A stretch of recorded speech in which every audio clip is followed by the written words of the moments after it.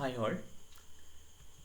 Today we are going to learn about user interface and the designing methodology used in user interface.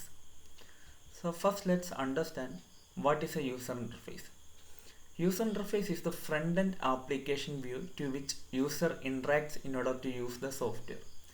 We all are interacting with the hardware components through the user interface. For example, in our mobile phone, we are using the touchscreen to interface with the application. So user can manipulate and control the software as well as hardware by means of a user interface. Today, user interface is used in almost every place where digital technology is used, like computers, mobile phones, cars, ATM machines, music players, aeroplanes, ships, etc.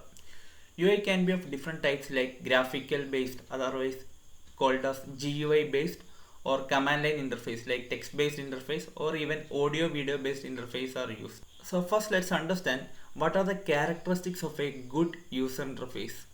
First thing is speed of learning.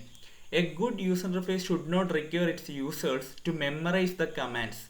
This is one of the main disadvantage of command line interface or text based interface. In text based interface we have to remember the command so that we can create a new folder, like mkdir command is used for creating a new directory, cd is used for changing directory, like that.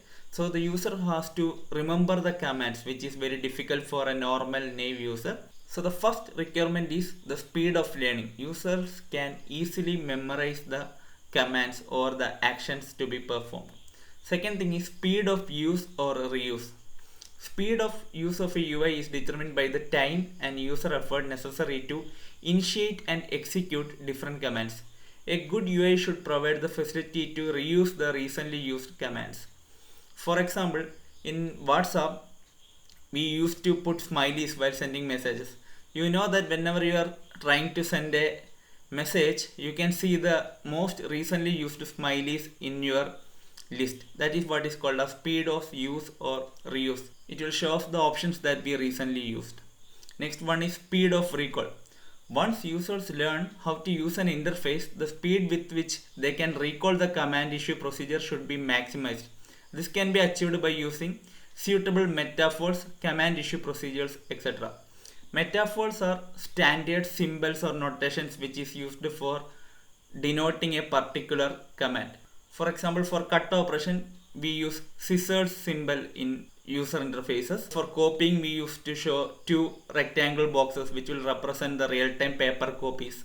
For deleting a content, we used to keep a dustbin symbol. So this is what is called a speed of recall. Users can easily recall the commands by seeing the metaphor elements in the design. Next is error prevention. A good user interface should minimize the scope of committing errors by the user. This can be implemented using the confirmation message. For example, if we delete the files, it will ask for a confirmation. Do you want to delete this item? This is what is called as error prevention. If the user accidentally press the delete key, it will ask the user to confirm. Next is aesthetic and attractive. A good user interface should be attractive to use. GUI based interfaces are more attractive and aesthetic than a typical command line based user interface.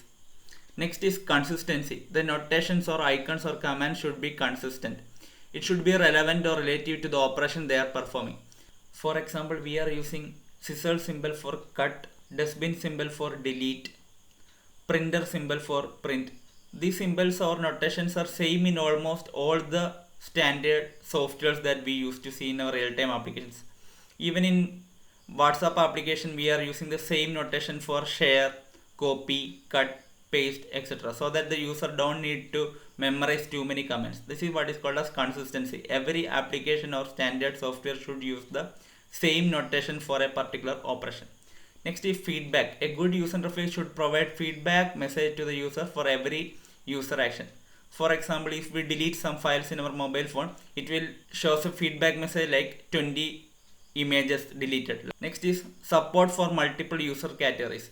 A software or an application should be used by different categories of users, like an expert user or a novice user or a person which has very little experience in using similar sort of applications. So a good user interface should provide the facility to support the various levels of users, like an experienced user and a novice user. Both of them can easily go through the software without much burden. Next is error recovery or the undo facility. As we all know that a good software should provide a method to retract the mistakes committed by the users. In real time we use undo option. If we make some mistakes in our Word document, something like that, we can use the undo operation which will retract the same.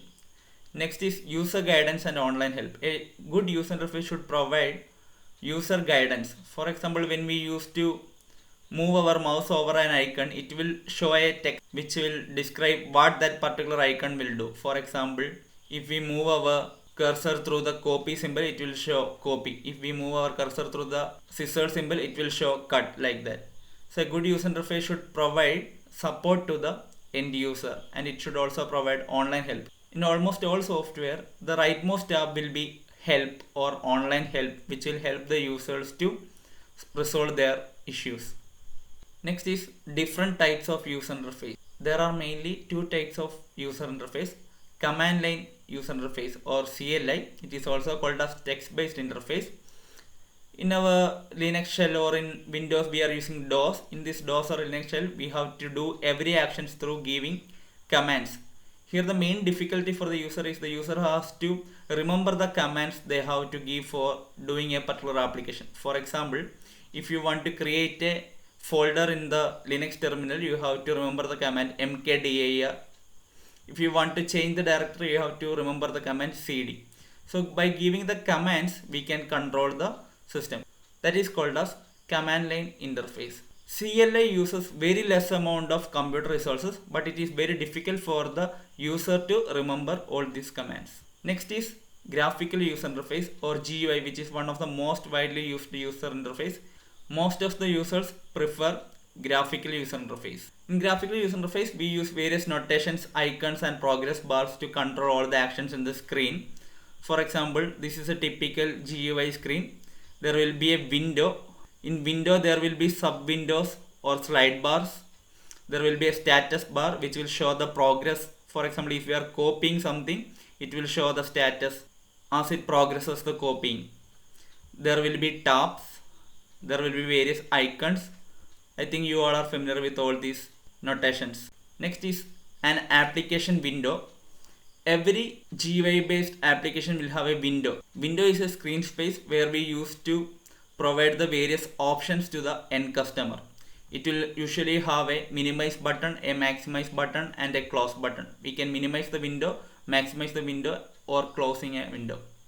Next is a dialog box. A dialog box is a mini window or a child window that contains message for the user and request for some action. For example, if you initiate delete action, it will ask, do you want to delete? That sort of mini window is called as dialog box. For a dialog box, the user has to either give some comments like yes or no or cancel or send, something like that. A text box is a place or an area where the user can type a text. Next is buttons. There are different types of buttons. A radio button is a button which will provide options. It will either choose one of the multiple options. For example, if we click on the digital button here, then the analog button will be turned off. If I click on the analog button, then the digital button will be turned off and the analog button will turn on. This is what is called as radio button.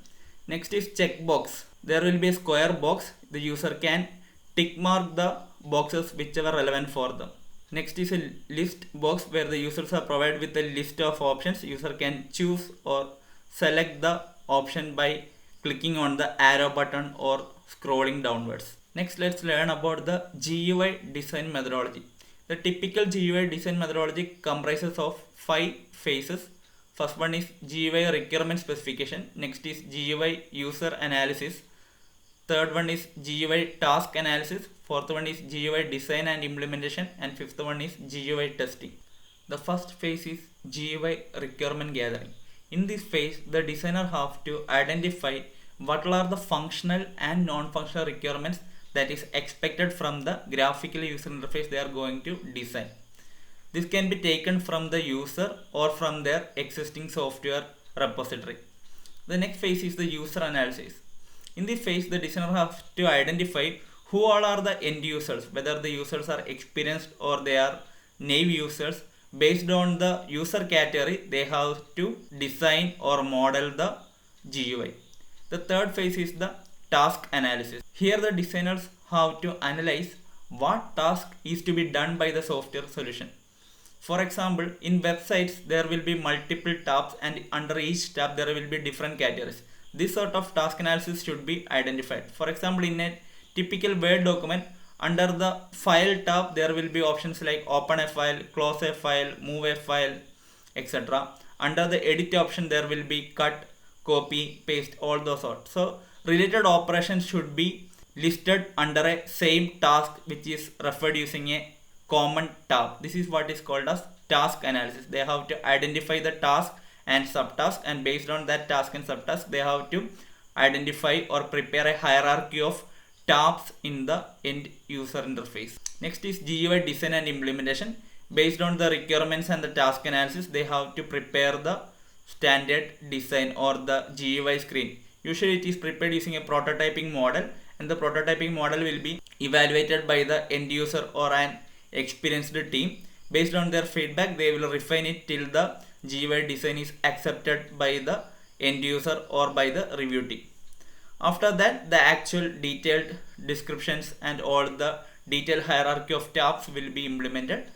The last phase is the testing or evaluation. In this phase, the GUI is tested by a set of users. The user category may be experienced, moderate, and novice users. They will identify what are the difficulties faced by each of the user. Based on their difficulties and issues, they will rectify the problem in the GUI design and they will improvise it while releasing the final product. This is how a GUI design methodology is carried out in a software industry. Thank you.